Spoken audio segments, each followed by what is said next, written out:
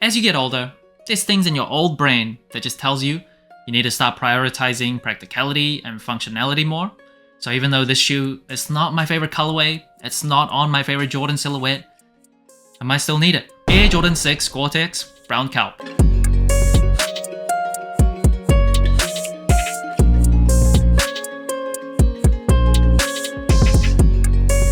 Now GORE-TEX, if you didn't know, it is a waterproof membrane that you can apply over sneakers.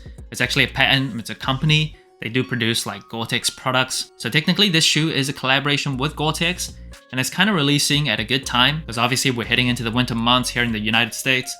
Things are about to get rainy, things are about to get cold. So this GORE-TEX protected shoe, depending on where you live, this might be perfect. And it actually is amazing when you see like videos or images of water just being like poured onto this shoe, and the water that just kind of drips off and the shoe looks like it never touched water. It's pretty cool. It's pretty amazing. Now this shoe is officially dropping on November 29th for $250 in the United States.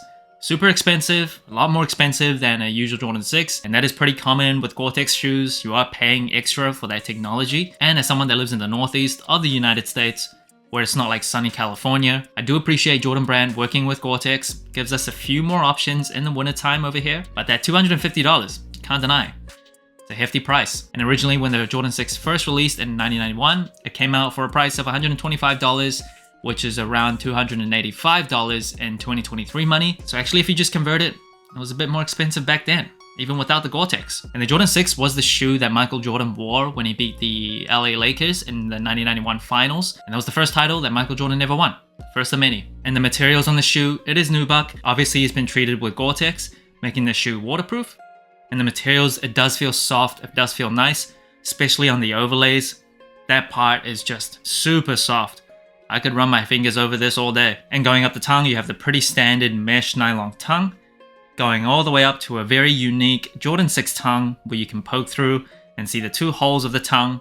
And the Jordan 6 tongue, even though I don't feel like it's the most comfortable, I do like softer, more puffier tongues, very similar to the Jordan 5. I can't deny it's just such a unique look. And on this shoe, you'll see, because the color is the same as the rest of the upper sole, it's kind of blended. You see Jordan and the word Air between the words Jordan. And of course, the Jordan 6, like the Jordan 5s, also comes with a lace lock. My least favorite thing about the Jordan 5 is the lace lock. I don't like it. And this one, it comes in this light brown, yellowish caramel color with a little Jumpman on the lace lock. And you'll see hints of purple on the shoe, obviously the Jumpman in the middle of the tongue, as well as the booty of the tongue. It is a Jumpman. It's not an OG colorway, so Jumpman it is, not Nike Air. And on the pull tab, you'll also see that purple line. And fun fact, this pull tab on the Jordan 6, it is inspired by the spoiler of Michael Jordan's sports car at the time, one of his sports cars. Now I love cars. I do appreciate a nice spoiler on a certain car. However, this thing, not my favorite. And another place you'll see purple is this purple tag by the pull tab that says GORE-TEX, so it's branded. As I get older, I do like brown shoes more and more. So the majority of the upper sole I do like, but I just feel like that purple is just a little bit out of place. I don't love that purple on this shoe. I honestly would have preferred if they just kept it simple, like brown, and then replaced the purple with like white, even sail. Maybe it's just me. I know people like to go out of the norm a bit. I just don't love that purple. And inside the shoe, you see this GORE-TEX layer, and that I believe is used to prevent water from coming through. And that layer does actually affect sizing in my opinion. So I'll have more to say on sizing later, but just keep that in mind. And also inside the shoe, you see more GORE-TEX branding. On the insole, it comes with a purple insole with GORE-TEX branding printed on top.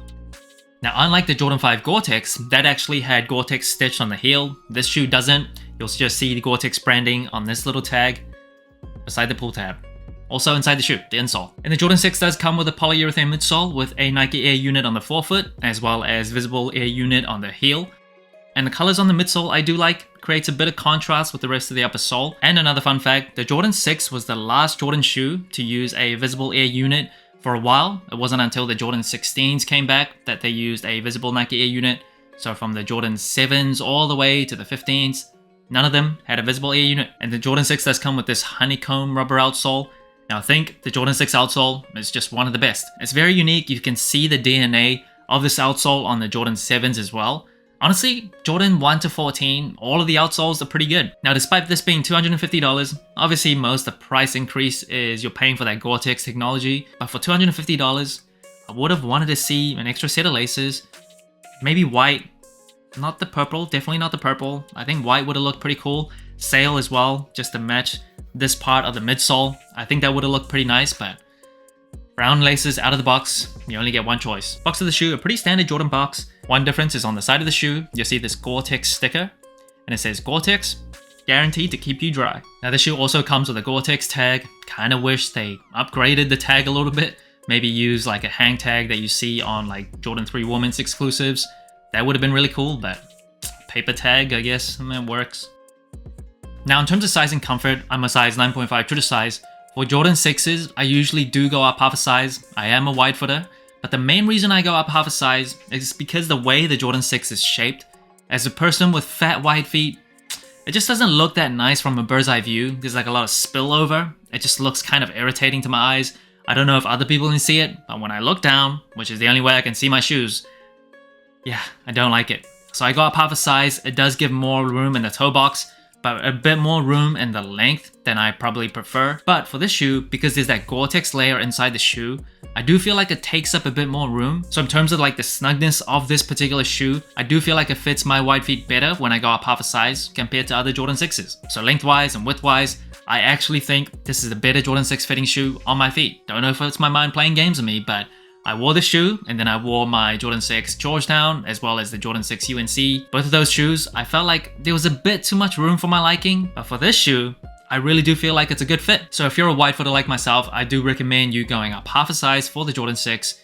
If you don't have wide feet, I don't know. I do think you could be fine going true to size for the shoe, but definitely try on a pair if you get a chance. I don't think this shoe is going to sell out very quickly. So you can just buy it on Nike, always exchange it for a different size if it doesn't fit. And now the lining around the ankle collar, it's nice and soft. It feels well cushioned, won't dig into your ankles. It's heavier than shoes nowadays.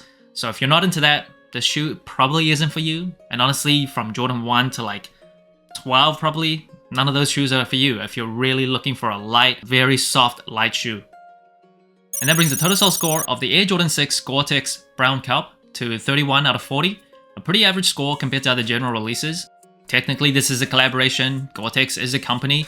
However, I do think for all intents and purposes, this is just a general release. Now, first metric, it is colorway. Like I said, I do like brown shoes, especially as I get older, but these hints of purple, just not a big fan. I am just not a big fan. I feel like it's a bit of an eyesore.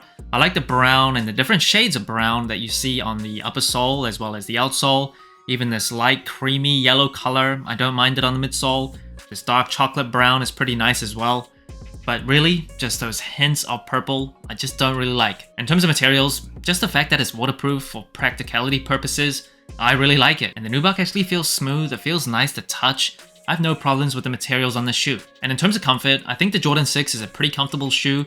2 Nike Air units, a polyurethane midsole, so it's lighter than it might look. It's not the most comfortable. I think like the 11s, 13s, 14s, the Jordan 5s definitely. I think those are slightly more comfortable than the Jordan 6, but if I had to wear this like all day, I'd be fine. In terms of versatility, I said this in my previous video, I think from the Jordan 6 onwards, Jordan brand shoes, I feel like from that point onwards, just start to look more and more like basketball specific shoes. Just more athletic looking shoes. So it doesn't cross over into like casual use as easily as from Jordan 1 to 5. Jordan 2s may be an exception, not a lot of people love that shoe, but Jordan 6 and onwards, it does seem more athletic looking. And obviously that doesn't help its versatility. In terms of the versatility of the colorway, I think brown shoes in general are pretty versatile, especially you reach a certain age. Brown shoes, for whatever reason, and I don't know what it is, it's like some switch in your head just turns on once you reach a certain age. I'm not gonna say what age that is, but when you reach a certain age, you're like, I can really mess with brown shoes. So this colorway, I think it's versatile, I think it looks nice, I think it's pretty easy to wear with a lot of different outfits. But the silhouette itself, I don't think it's the most versatile. One of these days, I keep telling myself this, I'm gonna make my way to sunny California, where they don't really know what rain is, when there's like one day of rain and they freak out.